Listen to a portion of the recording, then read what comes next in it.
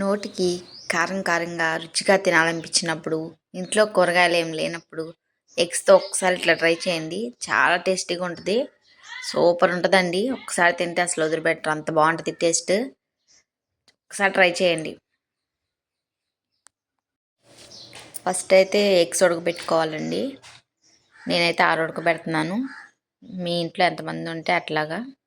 తక్కువ ఉడకబెట్టుకోవచ్చు, ఎక్కువ ఉడకబెట్టుకోవచ్చు. ఏదైతే మంచిగా ఉడకనివ్వాలి.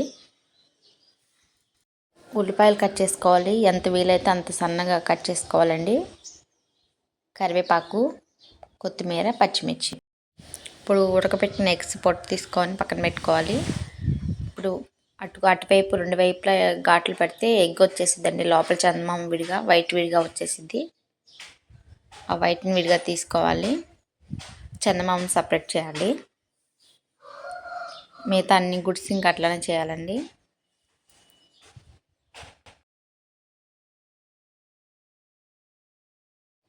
ఇట్లా ఒక్కో గుడ్ని 3 ముక్కలు చేసుకోవాలండి.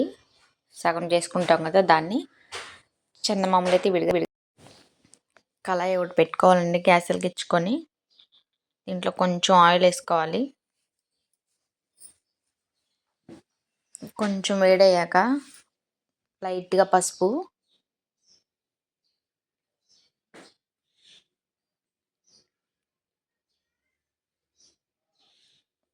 వేసుకున్నాక మనం ఇందాక ఉడకబెట్టుకున్నాం కదండి ఎగ్స్ ముక్కలు, అవి కూడా వేసేసుకోవాలి. కొంచెం ఒక్క నిమిషం పాటు వేయించుకోవాలండి, కొంచెం కలర్ మారేదాకా. అప్పుడు మన కర్రీలో చాలా మంచిగా అనిపిస్తుంది. ఎగ్ టేస్ట్ వస్తుంది మంచిగా. ఇట్లా ఫ్రై చేసుకోవడం వల్ల లైట్గా బ్రౌన్ కలర్లోకి రావాలి. ఒకసారి వేసుకున్నా కలుపుకోవాలి.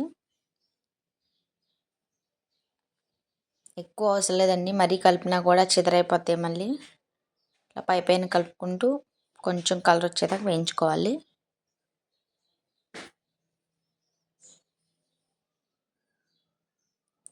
కారం కారంగా తినాలనిపించినప్పుడు ఇట్లా చేసుకొని తినండి, చాలా బాగుంటుంది.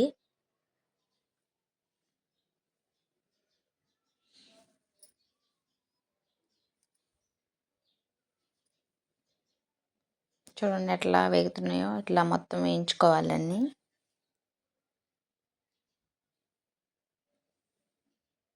ఇప్పుడు వీటిని ప్లేట్లో తీసేసుకుందాం.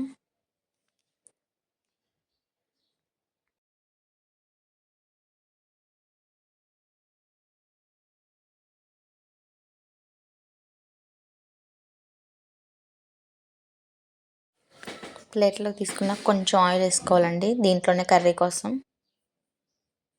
ఆల్రెడీ ఇందాక వేయించుకున్నాం కదా, దాంట్లో కొంచెం ఆయిల్ ఉంది, చూసేసుకోండి. కొంచెం వేడనివ్వాలి. వీటిలోకి ఆనియన్స్ వేసుకుందాం.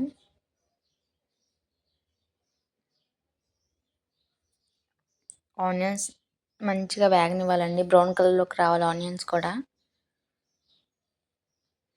ఒకసారి వేసుకొని మూత పెట్టేసుకుంటా. గ్యాస్ కొంచెం సిమ్లోనే ఉంచండి, ఎందుకంటే ఆనియన్స్ మాడిపోతాయి హైలో పెట్టినా.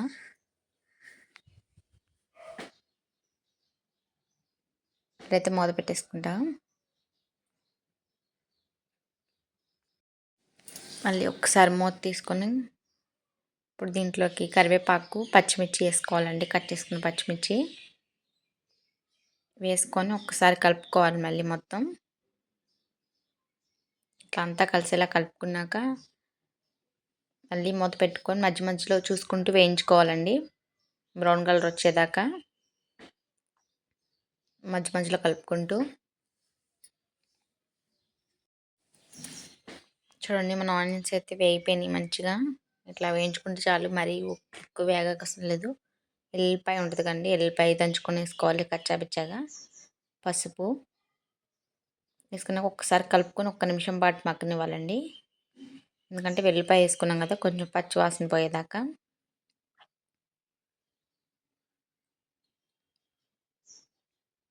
ఒక నిమిషం మొత్తం వేయించుకోవాలి.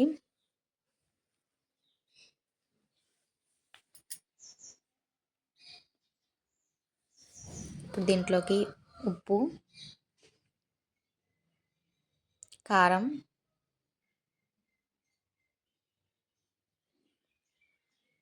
మేము కారం బాగానే తింటామండి.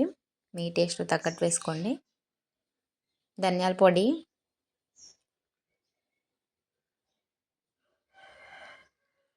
కొంచెం గరం మసాలా,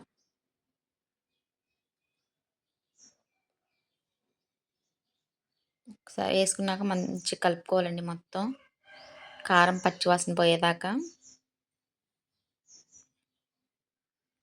ఆయిల్లో మంచిగా వేగనివ్వాలి. ఇప్పుడు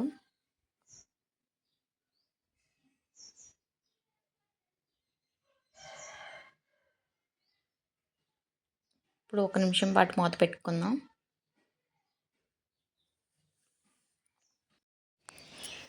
ఇప్పుడు ఒకసారి మూత తీసుకున్నాక ఒకసారి మళ్ళీ కలుపుకోవాలి. మనం ఇందాక కూడా వేయించుకున్న ఎగ్స్ ఉన్నాయి కదండి, ఆ ముక్కలను కూడా వేసేసుకోవాలి. ఇందాక చందమామ సపరేట్గా తీసాం కదండి, అవి కూడా వేసుకోవాలి. వేసుకొని వీటికి కూడా ఆ ఉప్పు కారం పట్టించాలండి మంచిగా. కొంచెం కొత్తిమీర స్లో కలుపుకోవాలి. లేదంటే మనం ఎగ్స్ వేసాం కదండి చందమామ, అవి చిదరైతే మళ్ళీ కర్రీ వాసన వస్తుంది. నీటి వాసన తినాలనిపించదు. స్లో కలుపుకుంటూ మొత్తం వాటికి పట్టేలాగా మసాలా అంతా ఉప్పు కారం అవన్నీ కలుపుకోవాలి. చూడండి ఎట్లా ఉందో, చూస్తుంటేనే తినాలనిపించేస్తుంది. వైట్ రైస్లోకి చపాతీలోకి సూపర్ ఉంటుందండి. ఒక్కసారి ట్రై చేయండి, చాలా బాగుంటుంది. చెక్క వేడి వేడి అన్నంలో తింటే సూపర్ ఉంటుందండి. ఒక నిమిషం పాటు మూత పెట్టేసుకుందాం. ఆ ఉప్పు కారం అంతా వాటికి పట్టాలి కదా. చూడండి ఎట్లా ఉందో కర్రీ, సూపర్ ఉంటుందండి. ఒక్కసారి ట్రై చేయండి. అన్నంలో కూడా బాగా కలుస్తుంది. చక్కగా కడుపు నిండా తినొచ్చు ఇట్లా చేసుకుంటాను. పిల్లలు కూడా చాలా ఇష్టంగా తింటారు.